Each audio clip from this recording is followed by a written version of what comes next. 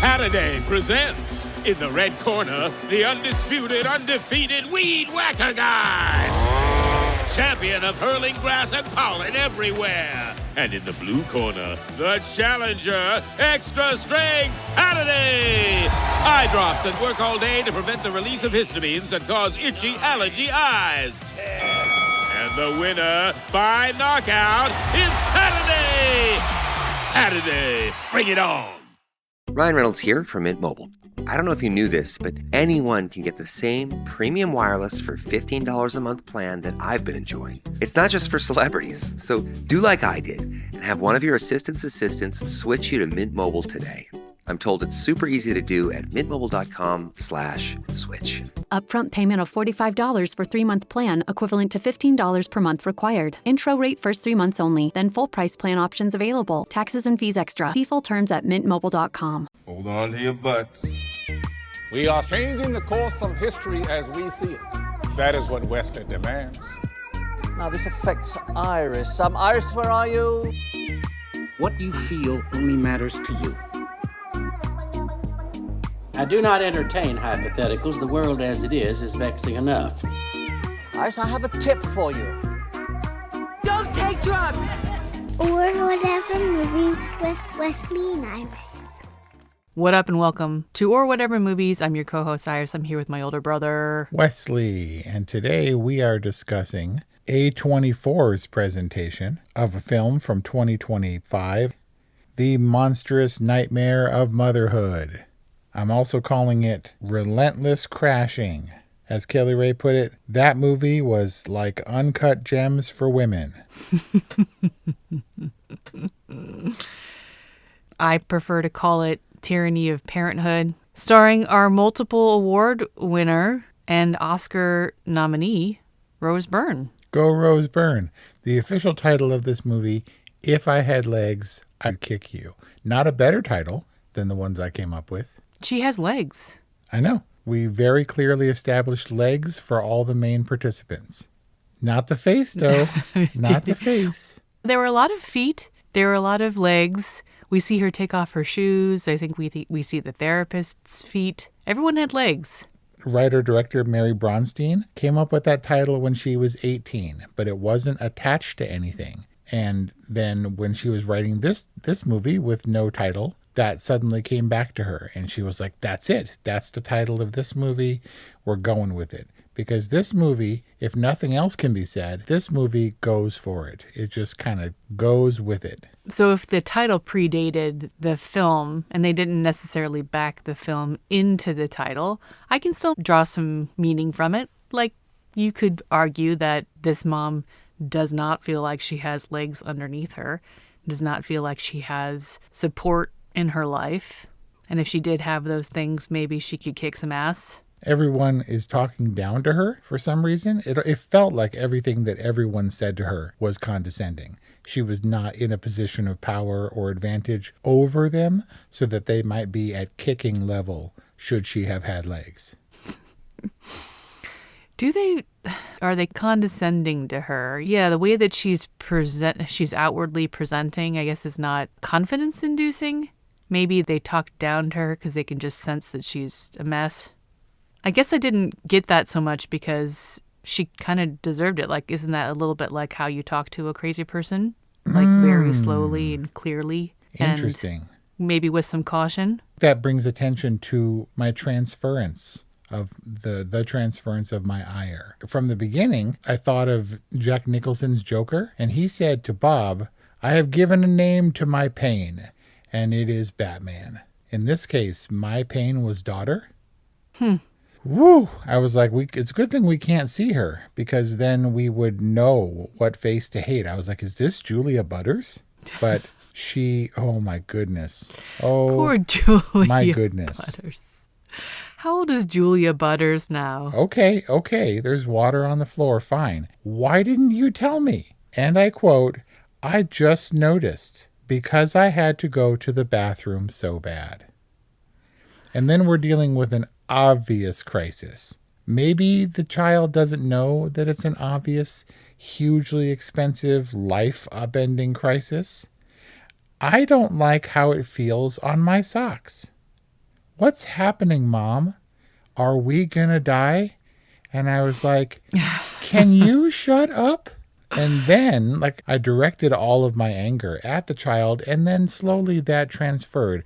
Then I was like, you really got to pull it together, Rose Byrne. See, because you're talking about how she's a crazy person, and then she is the only one with whom I sympathized in this movie, child included. I wanted that hamster to die. I've never hated Conan O'Brien more. Who did Kelly say? She says, I've never hated Christian Slater more. I hated him when I thought he was Albert Brooks, the age-inappropriate husband on the other end of the line.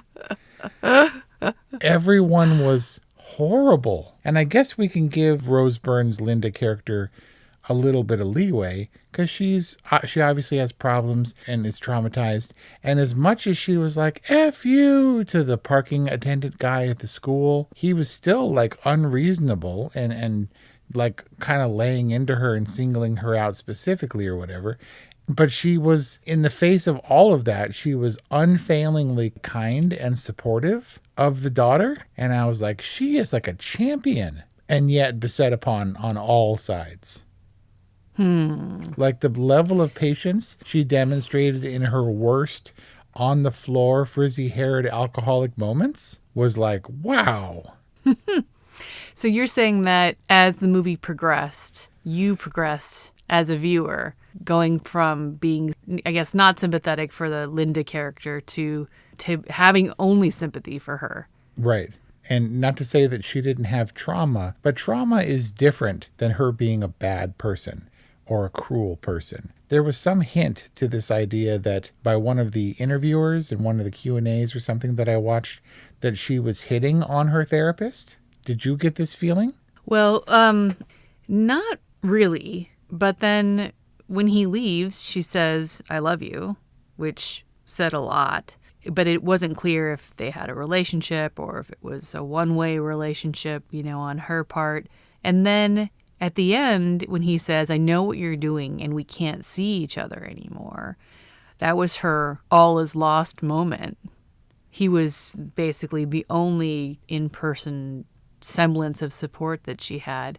But I think he said that because he was calling out that she was attempting to manipulate him and he wasn't going to stand for it. But we wasn't sure. It wasn't made explicitly clear what her infraction was, how she stepped over the line. Not to me, although there's all kinds of ethical lines in terms of MFT, marriage and family therapist standards and stuff like that, ethical standards. But yeah, she crossed some line, and I guess at that point I realized, okay, he was attempting to be human with her, but also, maintain a professional relationship as co-therapists and as her therapist. I was watching to see if he gave her any concessions, because he was like, I am with a patient and this is of primary importance regardless of your perceived emergency or drama. But he did kick her patient out of the waiting room, that patient who was clearly inappropriate, and sit with her and just have a general chat. And he was like laid out and talking about his past or whatever. And even then he didn't go too deep into the personal, beyond a therapy relationship. What'd you call him?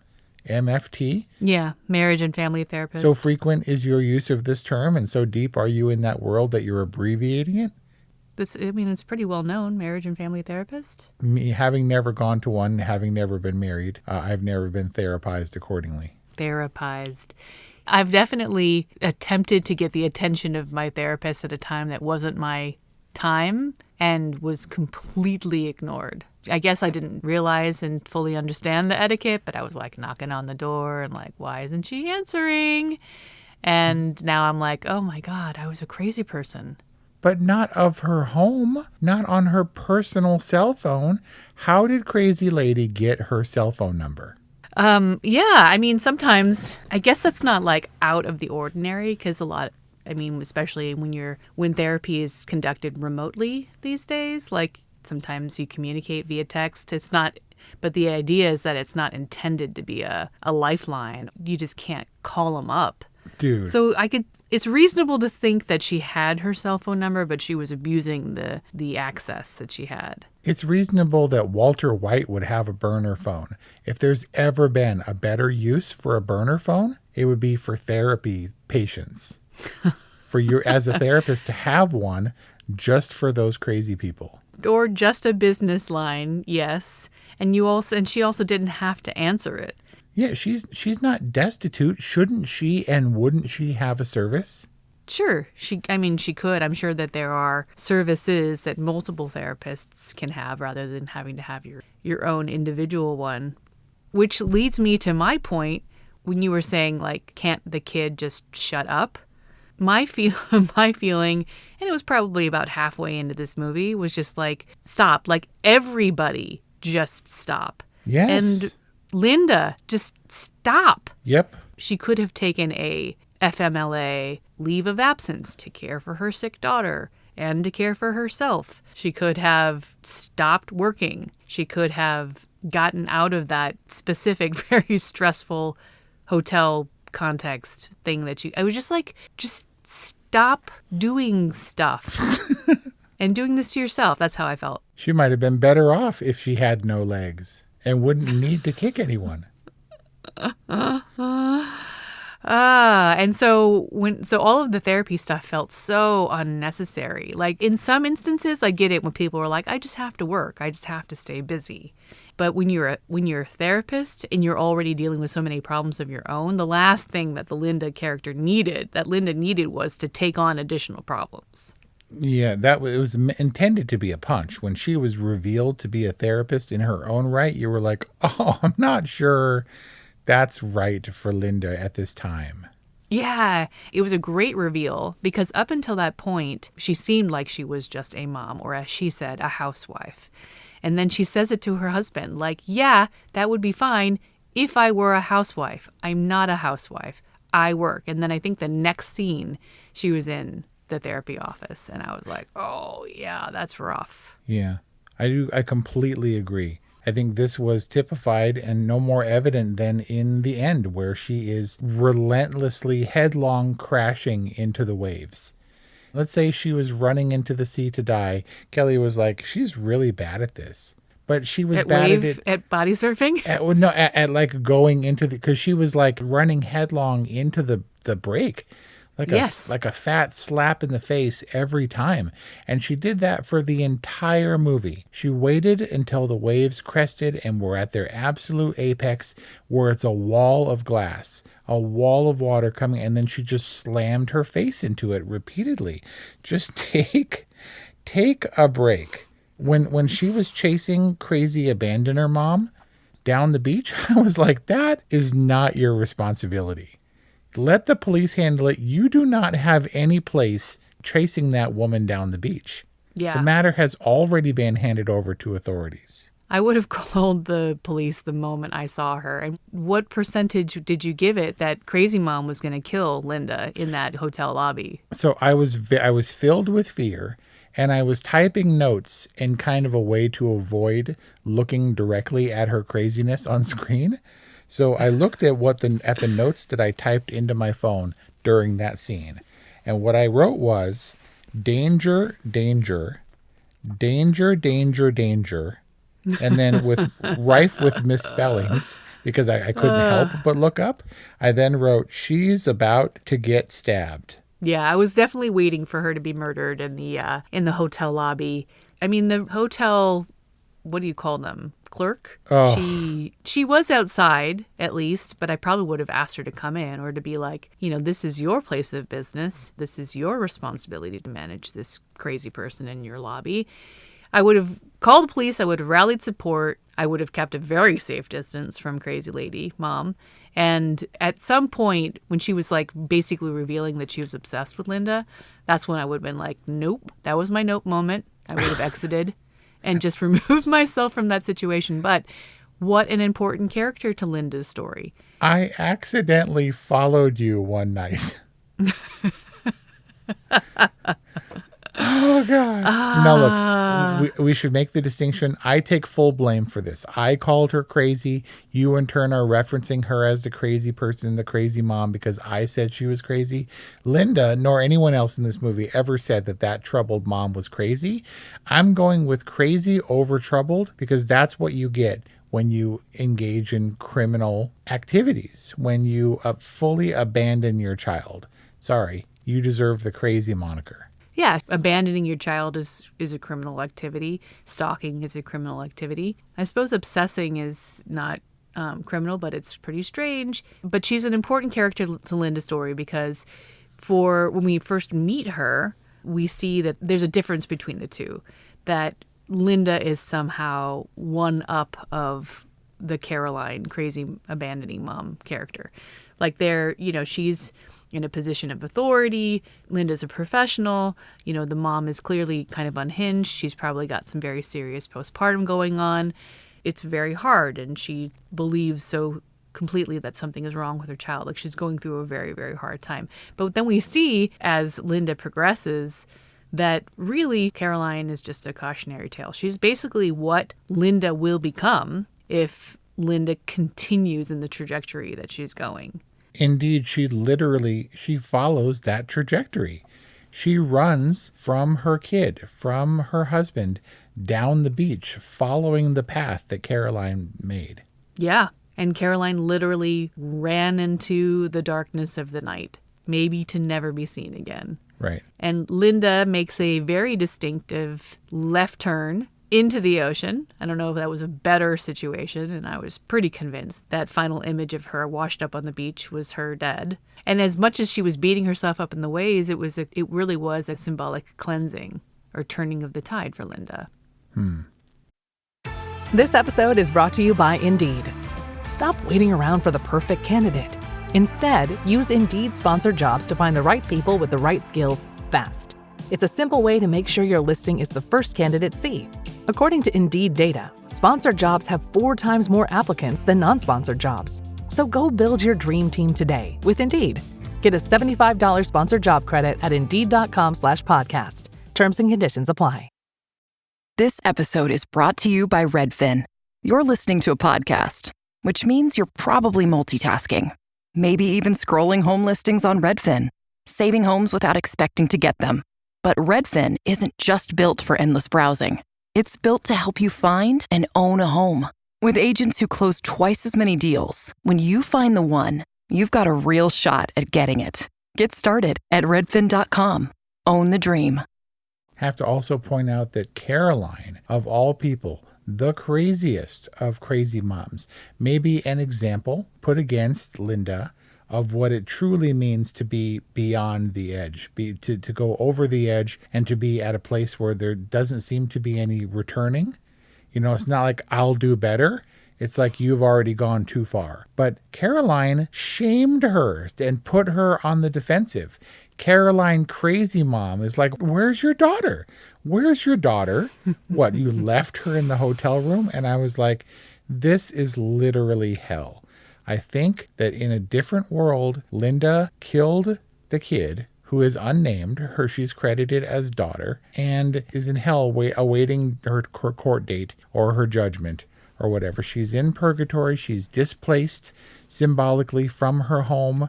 This gaping hole in her life is ever present and only widening. And she's out of the place she knows. She's in a strange place, surrounded by a cast of the wackiest, wildest, scariest characters ever. It was like she was in purgatory. There was a movie that we talked about where I said I have never hated a person on screen as much as I hated this person. Do you remember this? Do you remember what movie I was talking about? It doesn't matter because that person has been replaced by a crazy hotel girl. Oh no. I've never hated I hated her so much. She could leave. She could take leave from the hotel. She could go anywhere civilized. That was the worst hotel. Those people have no business running a hotel. That person has no business holding down any kind of job where she has to look people in the face. The thing with the wine and that time it would take, that's the rule. That's the rules. I hated her so much. She's like, it's 1:58. Oh, She's my like, it's almost God. 2. Linda was reasonable, but it was like a weary, like just a concession or whatever. And then she was unreasonable, obviously, because she ordered a brick of cocaine off the dark web, but then didn't actually partake. It never got that far, but she abandoned, what was his name? Her friend ASAP Rocky? Jamie, but ASAP Rocky. Yeah, I didn't know who that was. Who was so great. Did you not have sympathy for him? Did you not like him? No, I didn't like him because, he was obviously trying to be cool. And indeed, Mary Bronstein called him James. He went by Jamie, but he's named after James Dean because she wanted someone so effortlessly cool. He walks into a room and you're just like, that dude is cool. And he was supposed to be cool and winking at her. And maybe he was her guiding light. Maybe he was her one constant in this nightmare hell. And then he wasn't. I think it started around the time he was like, hey, can I help you? Open that bottle of wine with this knife I got, this illegal butterfly knife that I happen to be holding. And I was like, oh, he's bad. And then he was surfing the dark web for drugs, but he was meant to be cool. But no, I don't think he was a good character. Kelly said, I have never hated Christian Slater more. And my response was, I hated everyone. But I didn't really mean Linda, because I came to sympathize hugely with Linda. And while she was wrong a lot of the times and made a lot of wrong decisions, I think she was just trying to keep her head above water. Like all of the water metaphors. Right. She was correct in standing up for herself. When it seemed like people were picking on her specifically, Dr. Shrink, what was her name? Dr. Spring, which was Mary Bronstein, by the way, writer-director. That condescension was just thick, where she was like, no, I want to hear what you have to say. Say what you didn't want to say to the whole group, to the group right now in this group setting. I was like, you son of a bitch. But in her defense, Linda was at the other side of the table, like sighing and making faces and eating piles of donuts. Like she was bringing attention to herself. And while she went out yelling things about how this isn't going to work for any of us, this is not constructive or whatever, she also, in maybe one of the only moments of service to herself, she left a situation that was obviously not where she needed to be. Get up and walk out. She didn't have to be at that hotel. She didn't have to deal with those people. She didn't have to deal with the parking attendant and engage. She accused every male in that movie of being obsessed with her. And she did wrong things. But generally speaking, she was nothing. It was never about them. It was never to hurt them or to punish them. She was just like, leave me alone. Yeah, that was such an interesting character detail that she assumed that every dude was obsessed with her. But it tracks with narcissism, like not everyone loves me, but everyone hates me, or that the world is against me, that I can't catch a break, or somehow I deserve this. Because at the heart of narcissism, right, it's all about me. Everyone loves me, or all about me, and everyone hates me. Right, it's kind of two sides of the same coin. I think what we can say about Linda, even though she succumbs to a lot of darkness, is that really she's trying her best. And it's those 6 or 8 hours of daylight that we kind of caught day after day where we see that she's really, really trying. She does show up for her daughter. She does keep up a positive facade for the most part with her daughter. And she is aware when she's making bad decisions, like about the hamster, and that they're coming from places of desperation. And I think that goes a long way for making us sympathetic for Linda. She got into a place where every one of her tolerances was tested and then stretched just to the absolute breaking point, as though to test the limits. It wasn't just like, I had a bummer day today because some people annoyed me. It was really bad all the time. And that's just her unfortunate luck for being a mother on a different planet. There's like a begonia situation, and she had the misfortune of being a mom on planet A24. Just too much at all the time, so that it was hyper real. I don't claim to understand what all the uncut gems, the flashing lights were. I didn't know if what she was saying, she was actually saying. I seemed to catch that the first time she saw those flashing lights, did she say, Mom? Yeah. She did. And then later when Conan O'Brien leaves the room and she's like, I love you, Kelly was like, I love you. That's interesting. And I was like, wait, did her mouth actually move? Did she say those words? Because I blinked. I'm pretty sure. And so, but there was a lot of dreaminess, maybe which was confusing, maybe which was psychosis. I'm not really sure. Yeah, there were mental issues going on. But I kind of chalked it up to postpartum and the tyranny of parenthood.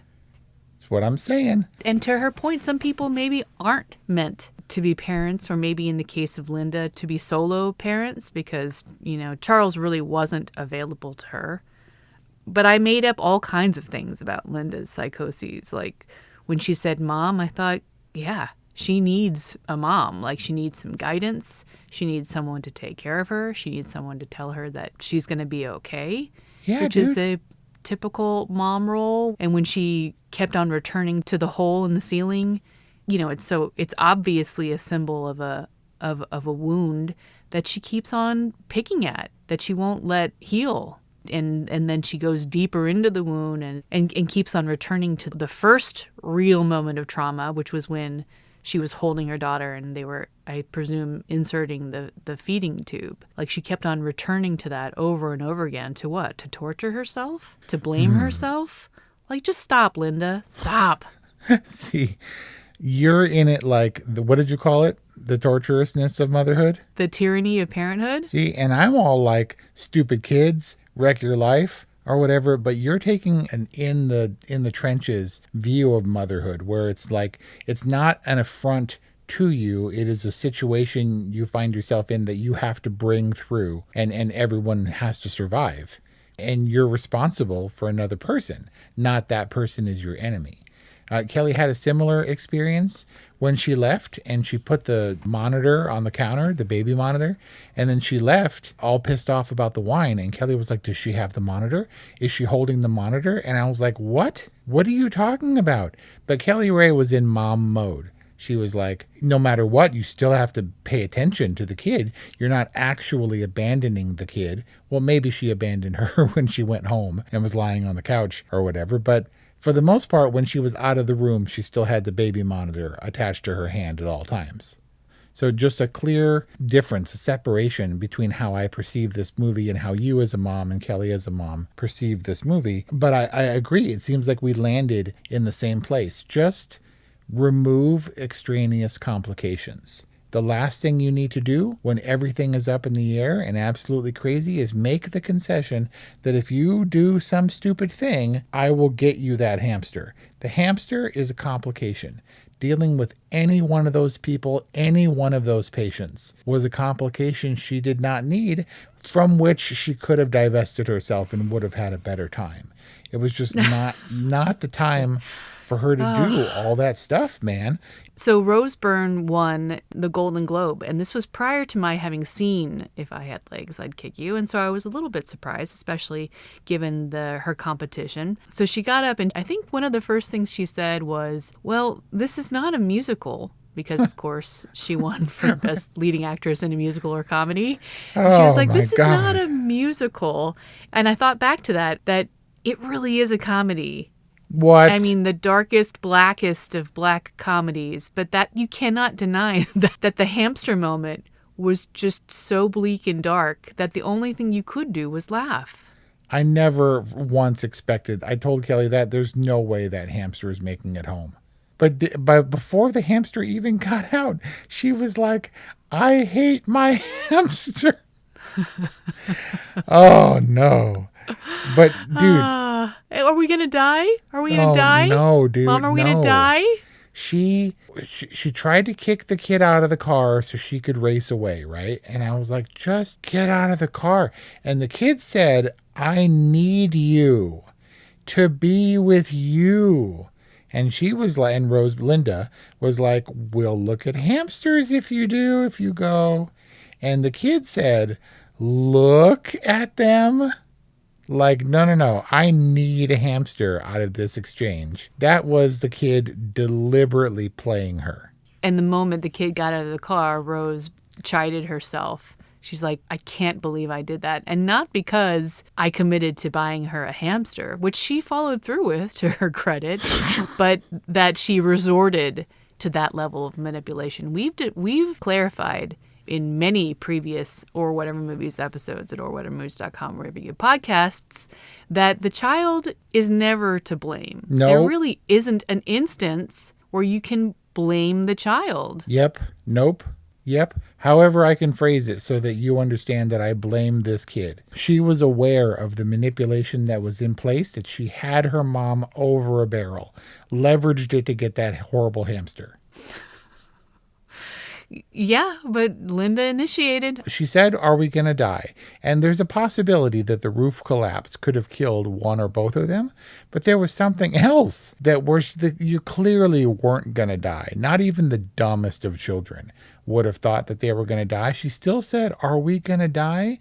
The implication being, mother, it is your sole responsibility to keep me from dying, a role that you have to fill every day to keep me at my goal weight before we need to reassess care. Mom, you're going to kill me. This is a child who has unfairly in life had to face her mortality at a really early age. I don't blame the kid for thinking that everything in the world is going to kill her. Oh my God. All I could think, lying in bed with the lights out, trying to shake off this movie, was just that I am so glad I'm not the Linda character or the Christian Slater character who Kelly hated. Just, I could step away. And she could have stepped away. Why didn't she step away, poor Linda? Oh, man. You've referenced several times in this discussion that Kelly hated the Christian Slater character, and I think there's no moment that better encapsulates how hateful that character was. It's when Linda says, do you love me? And he's like, yeah. Yeah. And it was the most dismissive, dishonest, horrible, unsupportive thing in the world for a partner to say in that moment. He wasn't even a husband. When he showed up, I was like, wait, they're still together? He was just not present and was nothing but a tester, a stretcher, a drain on her entire life. What would you put Linda at? Maybe 40, early 40s? Yeah. She's reasonable. She's young enough. She hasn't committed any crimes. Where is her mom?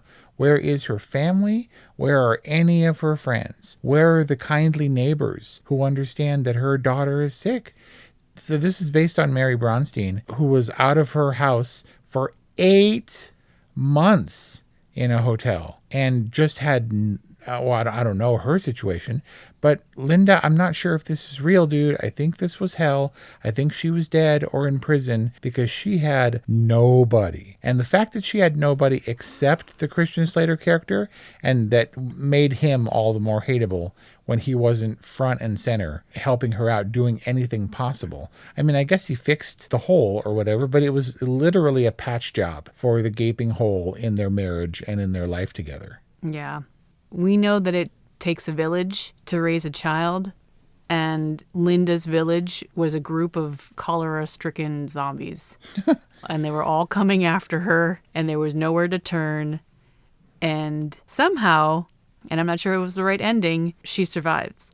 But I've seen people who come from kind of poisoned places, or like, you know, villages that really aren't supportive, but take as opposed to give.